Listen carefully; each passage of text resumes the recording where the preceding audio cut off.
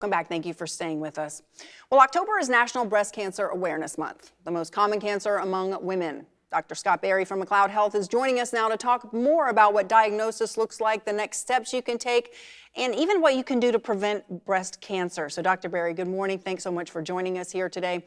And let's just start off with getting diagnosed. What does that look like? So, the most common way that women get diagnosed with breast cancer is from screening mammograms. And screening mammograms save lives. But surprisingly enough, about 80% of breast cancers are found by the women themselves, especially for women under the age of 40. So we always encourage self-exams too. I think sometimes women, are discouraged because they're not sure exactly what they're feeling for.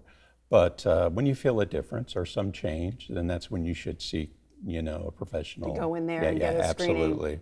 Absolutely. Now, let's talk about when women should start doing that. First of all, when should be like maybe their first one? And then after that, how often do they need to go? So there's confusion about that because the various societies, medical societies, really don't completely agree on when it should be done. Most of us have come to the conclusion that starting at age 40, you should get mammograms. Sometimes we actually do them before that with a strong family history of breast cancer, or if you have increased risk factors for other reasons. But they should start at 40. They should be done yearly. The other thing is some societies recommend that you stop mammograms over the age of 70. Most of us feel that as long as you're willing to seek care and treatment, you should get mammograms every year until you decide you wouldn't do anything about it if you found it. So that could be 80. We have women in their 80s that get mammograms. Because they want to know. They want to know, and they will do something about it. Okay, So, good to know. That's a great answer, actually. Thank you for that. Now, yes. So you're a breast surgeon. I am. If a woman's diagnosed, what are the surgical options? Yeah. So there's three things that we do to take care of breast cancer. We always say that you have to have an operation to be cured. You may or may not need radiation treatment, and you may or may not need chemotherapy. As you go down that list, the surgical options, actually, you get to pick.